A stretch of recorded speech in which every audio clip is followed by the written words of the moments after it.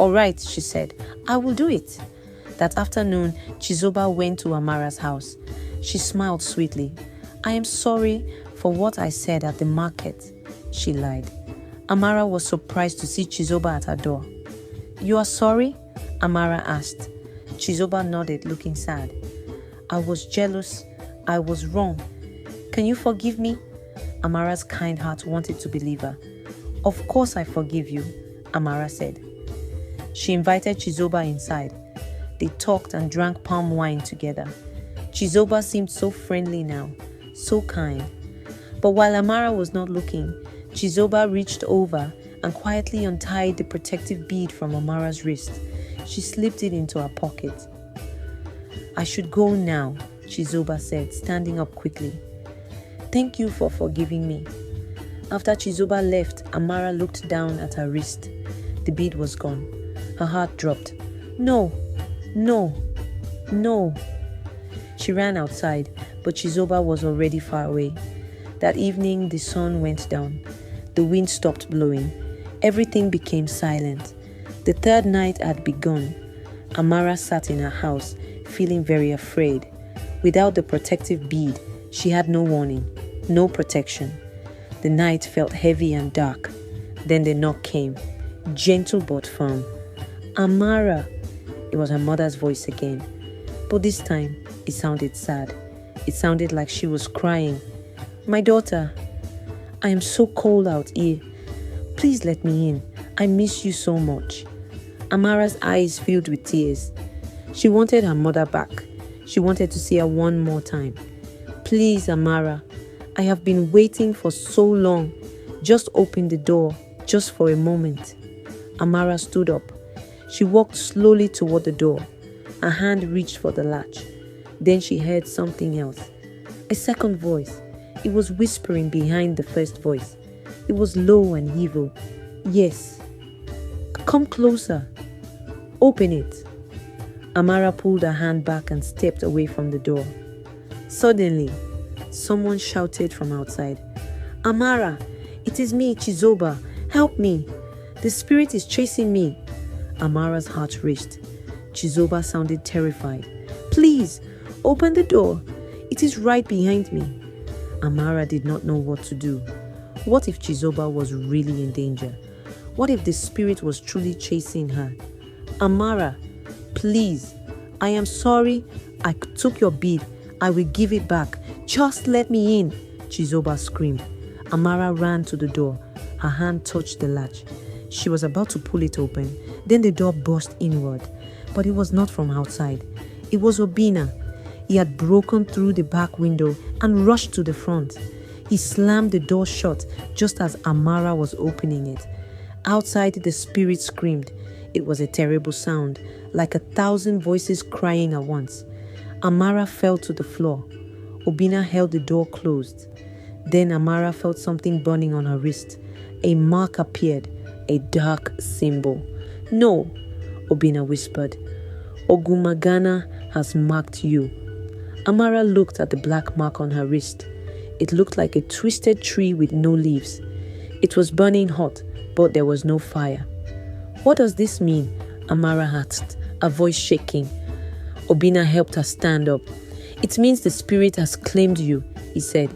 Even though you did not fully open the door, you touched it. You intended to open it. That is enough. Amara began to cry. What will happen to me? Obina held her shoulders. We need to get you to Mamangiru right now. They ran through the dark village streets until they reached the old herbalist's hut. Mamangiru was already awake, as if she knew they were coming. She looked at Amara's wrist and her face became very serious. The mark of Ogumagana, she whispered. Child, you are running out of time. Mamangiru brought Amara inside and sat her down. There is only one way to break the mark, she said. You must complete a ritual before the next moonrise. If you do not, the spirit will take your soul forever. Amara wiped her tears. What kind of ritual? She asked. Mamangiru walked to a shelf and took down 3 clay bowls. First, you must light a fire using wood from a tree struck by lightning. Second, You must wash your hands in water from the river where your mother was born. Third, you must wear the protective bead that your mother wore. Amara's heart sank. But Chizoba has the bead, she said. Mama Nkiru nodded slowly. Then you must get it back. Without that bead, the ritual cannot be completed. And if the moon rises tomorrow night without the ritual being done, you will be lost. The room went silent. They had less than one day. Meanwhile, Chizoba sat alone in her room, holding the protective bead. It glowed softly in her hands. Then the voice came again. You did well, it whispered. Now keep the bead. Do not give it back. Chizoba looked at the window. But she will die without it, she said quietly. That is not your problem, the voice said. Once she is gone, you will have everything. Power, respect, love. The whole village will see you as their protector. Chizoba closed her eyes. She saw a vision. In the vision, she was standing in the village square. Everyone was bowing to her. Everyone was praising her name. Children sang songs about her. Elders asked for her wisdom. Yes, Chizoba whispered. This is what I deserve. She opened her eyes. For a moment, they flashed black. Then they returned to normal. The spirit smiled in the darkness. Its plan was working perfectly. At dawn, Amara and Obina entered the forest. Chizoba lives near the old palm trees, Obina said. We must find her before sunset. The forest was thick and dark. Every tree seemed to whisper Amara's name. Amara, Amara. She tried to ignore it, but the voices were everywhere. They walked deeper into the forest. Suddenly, Obina stopped. Do you hear that? He asked. Amara listened. Footsteps. Someone was walking toward them. A figure stepped onto the path ahead. It was Chizoba, but she looked different. Her eyes were empty. Her smile was too wide. Hello, Amara, Chizoba said in a strange sing-song voice. Are you looking for something? Amara stepped forward. Chizoba, please, I need the bead back. I will die without it. Chizoba tilted her head.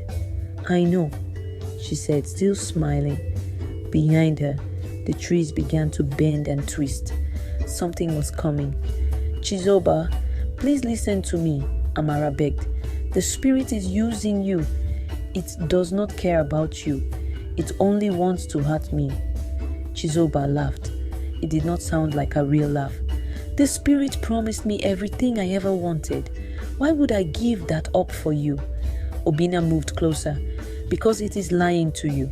Spirits like Ogumagana do not give gifts. They only take. Chizoba's smile faded. For a moment, her real self seemed to return. I just wanted to be loved, she whispered. Then her eyes went cold again. But now, it is too late. The forest around them went completely silent. The wind stopped. The birds stopped singing. Then slowly a massive shadow rose behind Chizoba. It was tall, taller than the trees. Its body twisted and moved like smoke. Two glowing eyes stared down at Amara. Ogumagana had arrived.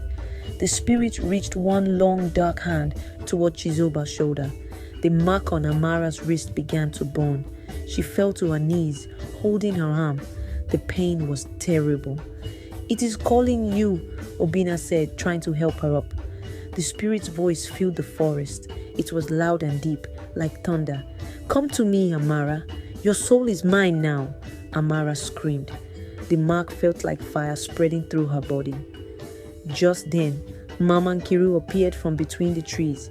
She was chanting words in an old language. She threw powder into the air and it glowed bright white. The spirit hissed and pulled back slightly. You cannot have her, Mama Nkiru shouted. She continued chanting, her voice strong and clear. The spirit turned its glowing eyes toward her. Old woman, you cannot stop me. Then something changed. The spirit's hand, which was reaching for Amara, slowly turned toward Chizoba instead. Chizoba felt a cold touch on her shoulder. She looked up at the massive shadow above her. What are you doing? She asked, her voice shaking. The spirit's laugh filled the forest. It was a horrible sound. "Did you really think I chose you?" it said. "You were never special. You were just useful." Chizoba stepped back. "But you promised me power. You promised everyone would love me." The spirit leaned closer. Its face was made of darkness and smoke. "I promised you lies. You were full of envy and jealousy. That made you weak. That made you easy to use." Chizoba's eyes went wide with fear. "No, please." The spirit's hand wrapped around her. "Amara was always the chosen one, but she was protected, so I used you to break her protection. Now that I have marked her, I have no need for you." Shadowy hands reached out from the ground, grabbing Chizoba's legs. She screamed, "No!" Amara shouted. Even though Chizoba had betrayed her, she did not want her to die. Mama Nkiru grabbed Amara's wrist, the one with the mark. "The bead! Where is the bead?"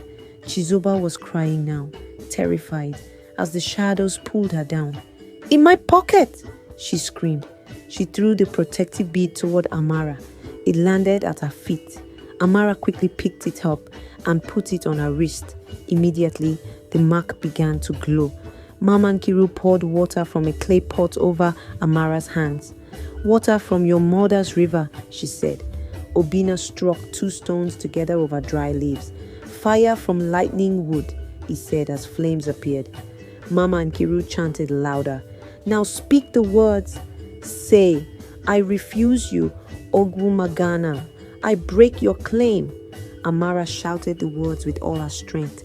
"I refuse you, Ogwu Magana. I break your claim." Light burst from her wrist, bright as the sun. The light shot toward the spirit like a spear. Ogwu Magana screamed. Its body began to crack like dry earth in the sun. Pieces of shadow fell away, turning to dust. "No! This cannot be!" the spirit roared. The mark on Amara's wrist burned one last time, then disappeared completely. The spirit released Chizoba, who fell to the ground crying. The shadows around them began to fade. The forest grew bright again. With one final scream, Ogwu Magana shattered into 1,000 pieces of dust that blew away in the wind. Silence. Amara collapsed. Obina caught her in his arms. "You did it," he whispered. "You survived." Chizoba crawled over to them. "I'm so sorry," she cried. "I'm so sorry for everything." Slowly, villagers began to appear from the forest paths. They had followed the light. They saw everything. They gathered around Amara, ashamed they had ever doubted her. Mama Nkiru looked at the sky. "This is not the last of the night spirits," she said quietly. "But today, we won." Peace returned to the village of Okuta. Amara recovered slowly, cared for by Mama Nkiru and Obina. Chizoba spent many days apologizing and helping the village heal. She learned that envy only brings darkness. The story of what happened spread across the land. Other villages heard it, other families learned it, and a new rule was spoken everywhere. No matter whose voice you hear at night, no matter how much you miss them, no matter how real it sounds, never open your door when your name is called in the darkness, because night spirits borrow the voices of the dead to claim the living. Amara kept the protective bead and passed the story to the children. The village remembered. The lesson lived on, but far away. In another village, on another night, a young girl heard a whisper outside her door. "Open for me," and the cycle began again. The story you have just heard is a beautiful African tale I heard long ago. I am telling you to wake your minds to the dangers of envy and the importance of listening to wise counsel. Chizoba's jealousy almost destroyed 2 lives, while Amara's obedience and courage saved them both. If you were Amara and someone you cared about betrayed you the way Chizoba did, would you still try to save them? I want to know your opinion, because every story is like a candle that can light the path for someone else. God bless you, and may courage guide your hands. Meanwhile, on the final screen, I am leaving you with one of the channel's most beloved folktales. I am sure you will love it. Thank you for staying with me until this moment.